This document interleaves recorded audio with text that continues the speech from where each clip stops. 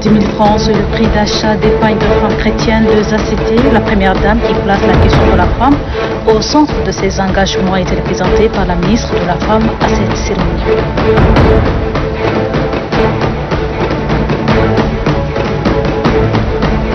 Lancement de la plateforme d'appui financier en milieu jeune dénommée le prêt d'honneur, couplé avec la remise de chèques au premier groupe de bénéficiaires du petit projet, initiative de l'association Beta Nadja avec l'ambassade de France au Tchad.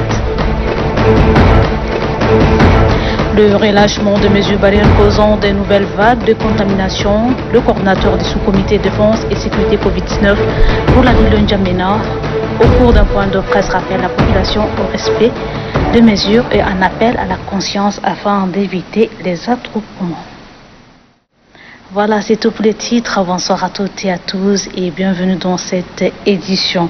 L'Assemblée chrétienne du Tchad, la bonne nouvelle, a organisé ce matin un culte d'action de grâce et de dédicace d'épargne des femmes chrétiennes des Assemblées chrétiennes du Tchad, une initiative du comité de coordination nationale des femmes chrétiennes. La première dame Indedi Bitno s'est fait présenter par la ministre de la Femme, Amina Dongo. Bakelach.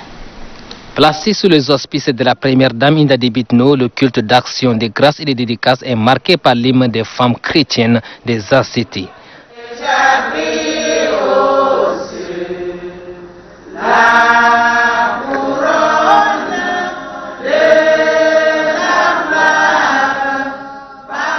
L'Assemblée chrétienne est créée en 1926.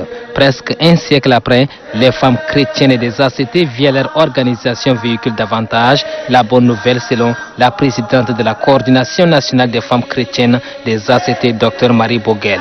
C'est à la création de ce mouvement que le projet d'acquisition des pains des femmes chrétiennes des ACT est né. La stratégie adoptée pour l'acquisition des 10 pains a été celle que chaque FCACT cotise une somme de 5 000 francs ou plus selon sa capacité pour nous permettre de lancer la commande. Ces pains marquent l'identité de la femme chrétienne. Une consécration est faite par le président des ACT avant de les remettre officiellement à la première dame Indedi Bitno, représentée par la ministre de la Femme et de la Protection de la Petite Enfance, Amina Longo. Au nom de la première dame Indedi Bitno, la ministre Amina Longo ne cache pas son enthousiasme. Une enveloppe d'1 million de francs CFA a été offerte par la première dame pour le rayonnement du mouvement des femmes chrétiennes des ACT. Son Excellence, Madame la Première Dame, vous remercie infiniment pour l'invitation et vous exhorte à persévérer dans la foi, à continuer à prier pour maintenir la paix, la quiétude et l'amour du prochain dans notre pays, notre seul et unique héritage commun. Elle accepte volontiers de participer à la réussite de cet événement en achetant le pain à un prix de soutien d'1 million de nos francs afin de permettre à ces mamans veuves ou encore fatiguées ou handicapées de le recevoir gratuitement. Le projet d'acquisition des pains a coûté une bagatelle de 130 millions de nos francs. Compte tenu des moyens financiers limités, les femmes du mouvement ont fait une avance de 30 millions à la société Ville Verte de Sarre. C'est pourquoi la présidente de ce mouvement invite les membres à conjuguer les efforts pour rembourser les 100 millions restants. Selon elle, le mouvement compte en son sein 35 000 adhérents. L'association Beta Nadja, en partenariat avec l'ambassade de France au Tchad à travers l'agence française de développement AFD, a lancé officiellement une plateforme d'appui financier en milieu jeune dénommée le prêt d'honneur, couplé avec la remise de chèques au premier groupe de bénéficiaires du projet. La cérémonie a été de la présence de 3 membres du gouvernement, représentants de corps diplomatiques accrédités dans notre pays et le maire de la ville de N'Djamena. Mohamed Sedek. 7 chèques d'un montant global de plus de 38 millions de francs CFA remis aux 7 lauréats promoteurs de projets d'entrepreneuriat pour développer leurs affaires. Par cette action, l'association Beta Nadja lance officiellement sa plateforme d'appui à l'entrepreneuriat en milieu jeune, dénommée le Prêt d'honneur. Une plateforme qui a pour objectif d'octroyer un prêt sans intérêt et sans garantie aux petits entrepreneurs sur financement des partenaires au développement, nous souligne le président de l'association Betanaya. Cette innovation financière est une réponse aux demandes des entrepreneurs ayant peu de capitaux au départ. Elle est aussi une solution pour les financeurs qui souhaitent avoir des projets fiables, faibles, mais couverts un minimum par des apports et des garanties. Très ravis de ce geste, les bénéficiaires ont par la voix de leur porte-parole remercié l'association Betanaya et ses partenaires. L'ambassadeur de France au Tchad a quant à lui rassuré l'association Betanaya et à travers elle le gouvernement du Tchad de l'appui de son pays pour le développement de l'entrepreneuriat en milieu jeune.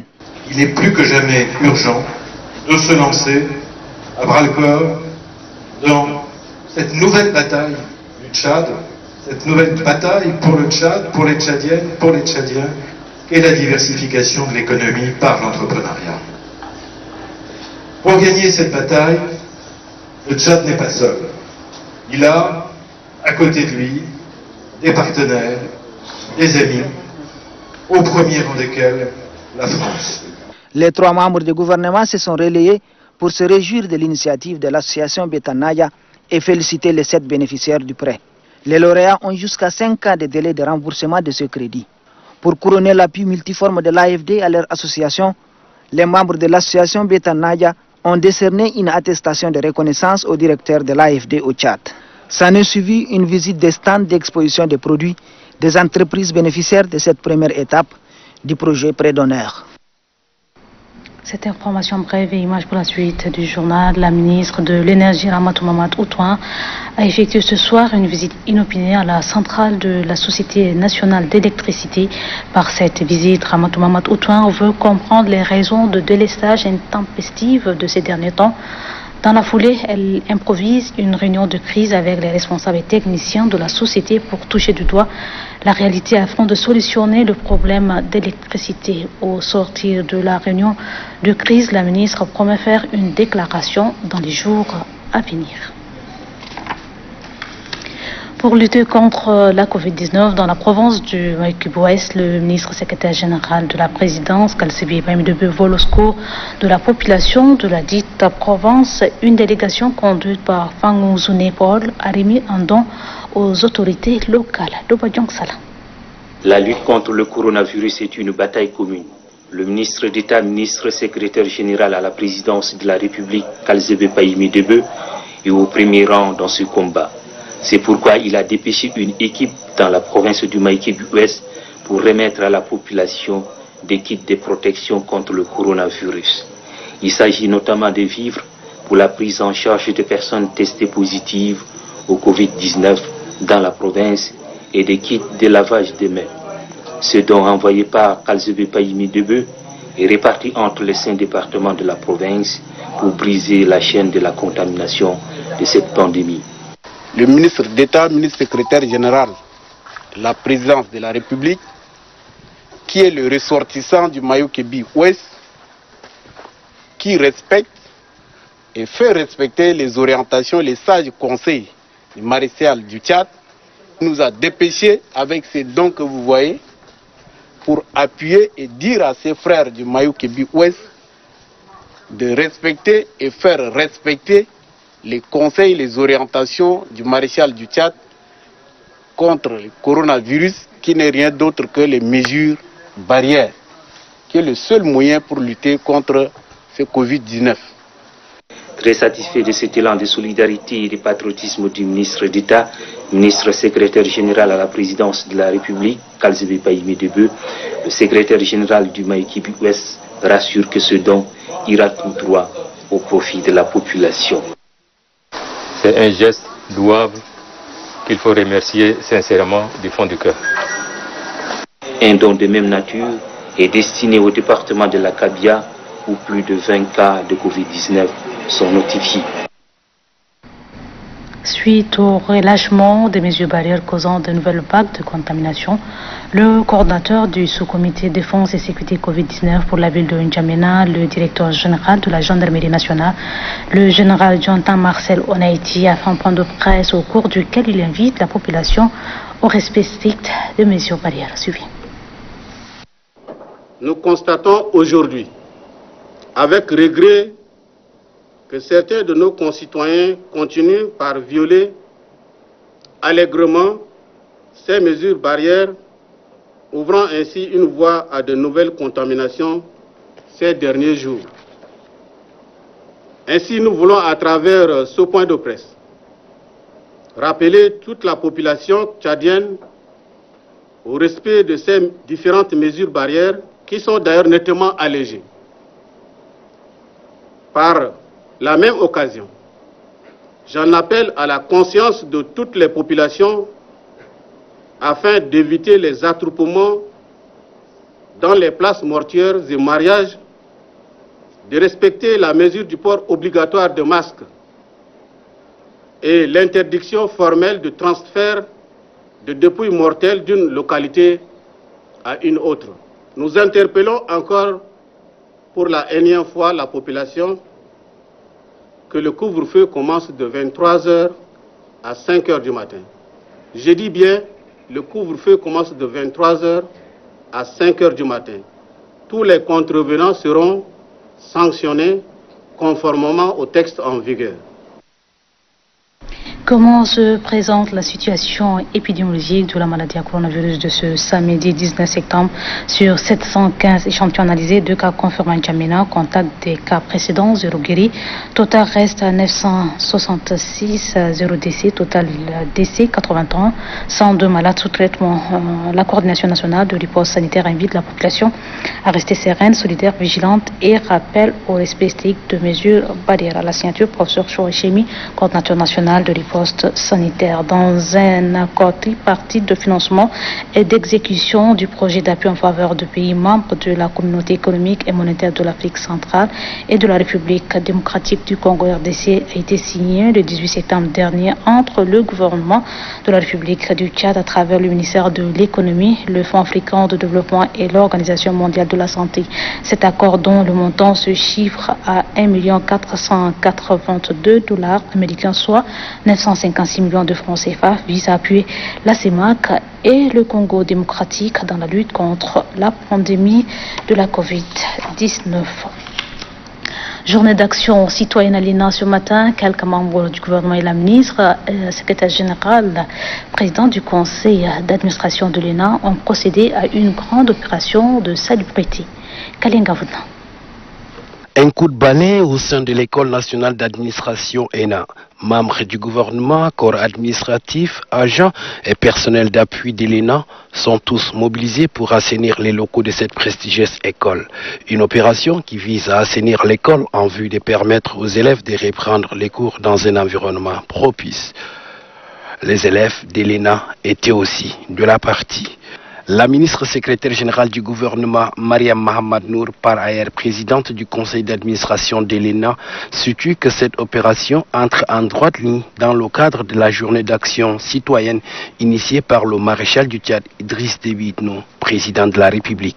Pour pérenniser cette action citoyenne, la ministre secrétaire générale du gouvernement, par ailleurs présidente du conseil d'administration de l'ENA, Mariam Mahamad Nour, et ses collègues Issa Doubrain de l'économie et Lucie Béassimda, secrétaire générale adjointe du gouvernement, ont procédé à la mise en terre de quelques plants fruitiers dans la cour de l'ENA. Parlons journée d'action citoyenne. Le ministre de l'économie Issa Doubrain et le personnel de son département se sont déployés sur le terrain pour l'aménagement de l'axe ENA, Université, ENS et INJS, dégradés par les effets de pluie. Christelle Karlemdana. À ces journées d'action citoyenne, les institutions publiques s'activent pour qu'à la rentrée académique et scolaire 2020-2021, les étudiants, élèves et enseignants soient dans un environnement propice. Le ministre de l'économie, de la planification du développement et de la coopération internationale, Dr Issa Doubrain, et le personnel de son département se sont déployés sur l'axe ENA, Université, ENS et INGS, dégradés par les effets des pluies pour le rendre praticable.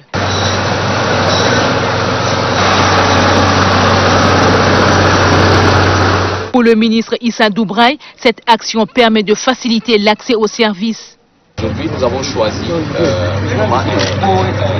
une voie d'accès stratégique. Quand vous comptez le nombre d'institutions qui vont de la radio nationale jusqu'à l'école à l'ENA, l'université, donc la faculté d'art terminal, le CEPOL, l'ICED, l'INGS, etc. Vous pouvez compter presque 7 à 8 institutions, grandes institutions d'État, qui sont coupées à cause du mauvais état de cette situation. Le maire de la ville de N'Djamena, Oumar Bouka, n'est pas resté insensible à cette opération. Impressionné par ce talent de citoyenneté, le ministre de l'économie, de la planification, du développement et de la coopération internationale a manifesté tous ses encouragements et sa gratitude à toutes les parties prenantes avant de souhaiter la pérennisation de ces journées d'action citoyenne. Dans le cadre de Journée d'action citoyenne, la ministre de la Formation professionnelle et des métiers, Aïcha Ahmad Brémé, et le personnel de la commune du 3e arrondissement ont donné un coup de balai au lycée de la Concorde et au centre de formation technique et professionnelle de N'Djamena. Dioné Nestor. C'est un samedi pas comme les autres au lycée de la Concorde et au centre de formation technique et professionnelle de N'Djamena. La ministre de la Formation professionnelle et des métiers, Aïcha Ahmad Brémé, accompagnée d'une délégation, et le maire de la commune du 3e arrondissement, Issa Michou Sami, ont rendu salubres les coins et les recoins de cette institution éducative. La cour a été désherbée, certains mardeaux remblés, puis quelques plants ont été également mis en terre. Nous sommes venus leur prêter main forte dans le cadre de leur nettoyage pour apprêter les salles de classe et les cours de différents établissements pour commencer la rentrée scolaire qui démarre le 1er octobre. Les étudiants, à leur entrée, ils peuvent trouver toutes les salles et leurs cours propres. Donc c'est une action qui a été initiée par les responsables eux-mêmes et nous avons vu la participation active du maire du 3e arrondissement qui était là depuis le matin. La ministre Aïcha Ahmad Brémé, saluant le travail abattu par la délégation, exhorte également les responsables du dit établissement à instaurer une journée de salubrité dans le programme de l'année académique 2020-2021 afin de pérenniser cette action. Restons toujours dans le même ordre d'idées. Le ministre de la Jeunesse et des Sports, Othon Mohamed Ndonga Christian, et les cadres de son département pris d'assaut la cour de l'université de Toukra. Thomas Mandjali.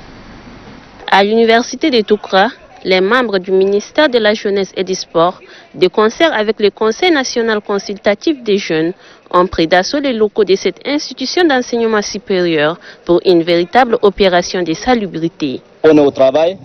J'encourage tous les jeunes et la population de la propriété, très intéressant.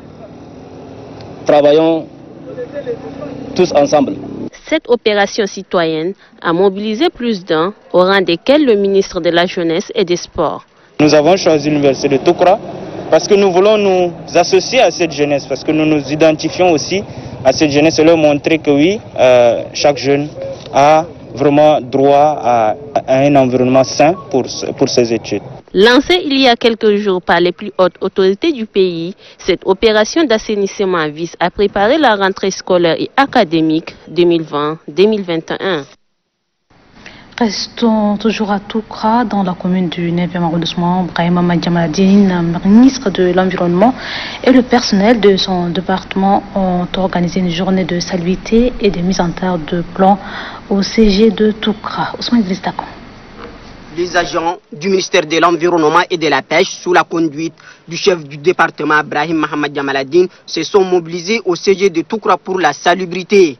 Répondant à l'appel des plus hautes autorités du pays pour des journées d'action citoyenne, le personnel de ce département a ainsi rendu salubre ses cadres d'apprentissage. Nous sommes venus donner un coup de main à l'établissement pour assainir, pour y planter des arbres, pour également donner un signal fort, un appel aux associations qui œuvrent dans le cadre de l'environnement. Nous lançons également un appel aux ONG et aux associations qui œuvrent dans le cadre de l'environnement de se rapprocher de la direction générale du ministère dans le cadre de la pérennisation de la ceinture verte autour de la ville de N'Djamena et de celle autour des grandes villes du Tchad. de s'impliquer en prenant des parcelles, en les entretenant, en aidant. À la faveur de ces journées d'action citoyenne, le ministre et ses proches collaborateurs ont mis en terre quelques plans dans le but d'offrir un bon cadre d'apprentissage aux élèves et de travail aux enseignements. L'actualité reste dominée par les journées d'action citoyenne. Ce matin, la mairie de la ville de N'Djamena a déployé son personnel pour rendre salubre l'école Bellevue de Moursal. Moussamboudou Abdoulaye. Journée d'action citoyenne. Les agents de la mairie de la ville de N'Djamena prennent d'assaut l'école Bellevue située au quartier Moursal dans la commune du 6e arrondissement. Pour cette journée, tous les matériels sont mobilisés. À cette opération, l'eau est stagnante et vidée de la cour et les herbes sont rasées. Ceci pour rendre salubres les lieux et permettre aux élèves de reprendre les classes dans un environnement sain. C'est la continuité de la journée de citoyenneté qui a été lancée la semaine dernière. Et vous avez vu, on a choisi cette fois-ci l'école Bellevue dans le 6e arrondissement qui, en regardant effectivement, qui a besoin vraiment d'un coup de main un peu fort pour que la rentrée prévue pour le 30 puisse être effective aussi dans le 6e arrondissement, en l'occurrence l'école Bellevue. Les responsables de l'école ont exprimé leur gratitude à la mairie centrale qui a mobilisé tous ces matériels pour assainir leur cadre de travail. La mairie de la ville de N'Djamena promet pérenniser cette action citoyenne qui s'étendra dans toutes les écoles de la capitale. La plateforme Citoyens sans frontières, quant à elle, s'est rendue au lycée d'Appel dans la commune du 2e arrondissement pour rendre salubre les locaux de cet établissement. Kamlar Habibakarion. C'est autour du slogan « Ensemble, changeons notre quotidien » que la plateforme Citoyens sans frontières a pris d'assaut ce matin en étroite collaboration avec l'association des jeunes pour un Tchad vert, l'association Harmonie pour l'assainissement et le développement et le Conseil national consultatif de la jeunesse. Les locaux du lycée de la Paix dans la commune du 2e arrondissement pour mener une opération de salubrité. Le choix porté sur les établissements scolaires n'est pas fortuit. Aujourd'hui, nous sommes venus au niveau du lycée de la Paix. Comme vous avez pu le constater, il y a des autres herbes, il y a de l'eau stagnante. Et ceci n'est pas adéquat pour une reprise effective des cours le 1er octobre.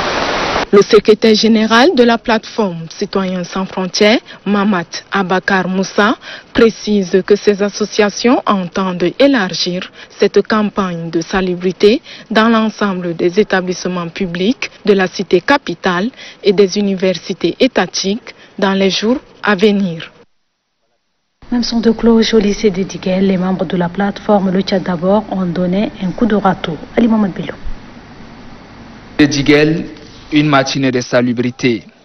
Des jeunes debout et à l'ouvrage. Des coups de pelle et des machettes pour désherber la cour.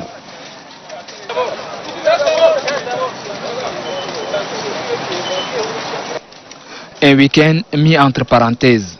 Le Tchad d'abord. Leurs efforts communs laissent couler la sueur pour l'intérêt de l'école tchadienne.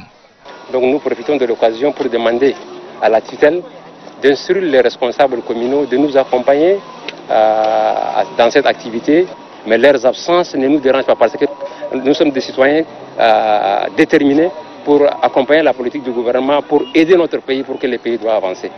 Citoyenneté oblige. L'action, elle, réjouit plus d'un responsable et autorité. Ils sont en train d'appliquer à la lettre la politique du maréchal du Tchad. Et nous, ça fait notre fierté. La propriété prend place. Le lycée, libéré du joug des herbes, attend bras ouverts ses occupants le 1er octobre prochain. L'exécutif municipal de N'Djamena, sous la conduite du maire Omar Bokar, a entamé hier une opération de démoustication. Le point de départ est le quartier Paris-Congo et Arteb Djoumal. C'est devenu une tradition pour les autorités communales de la ville de N'Djamena de mener des opérations de démoustication de la cité capitale en saison de pluie.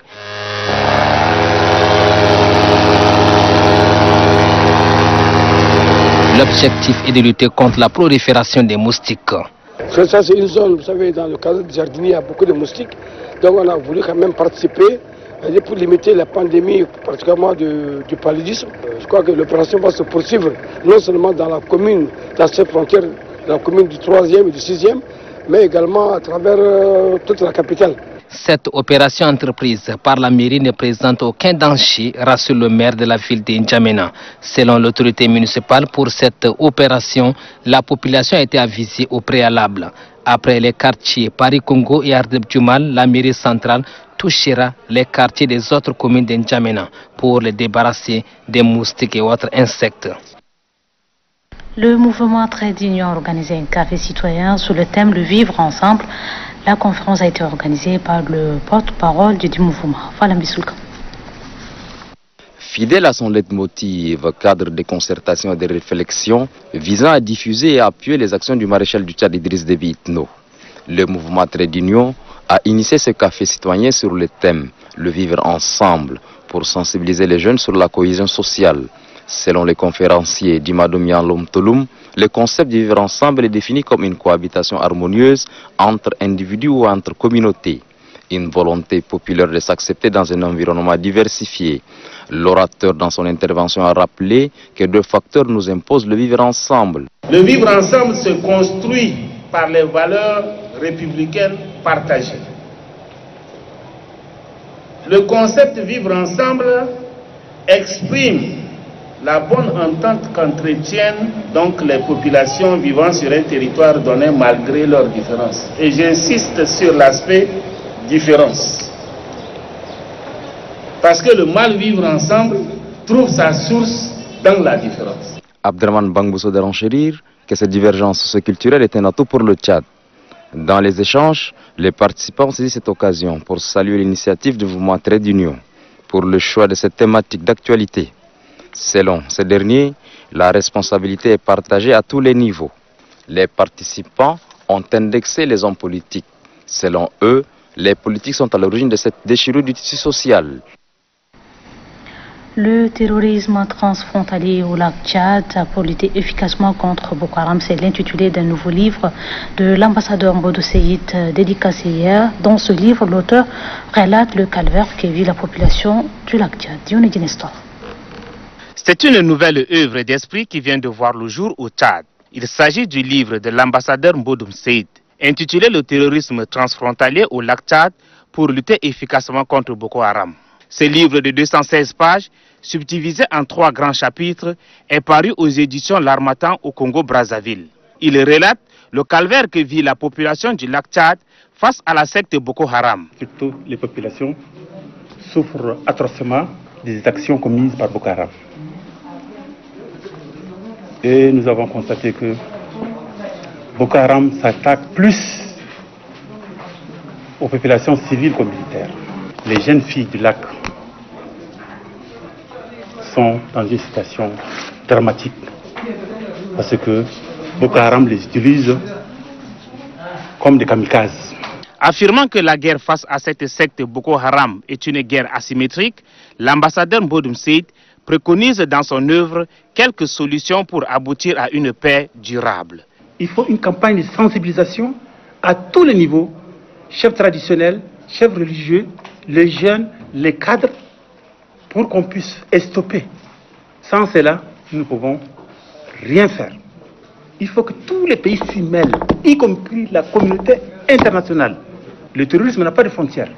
Né le 10 novembre 1963 à Bol, l'ambassadeur Mbodou Seyid a occupé plusieurs postes de responsabilité au Tchad. Il est diplômé des affaires financières, titulaire d'une licence en sciences juridiques, option sciences politiques et relations internationales.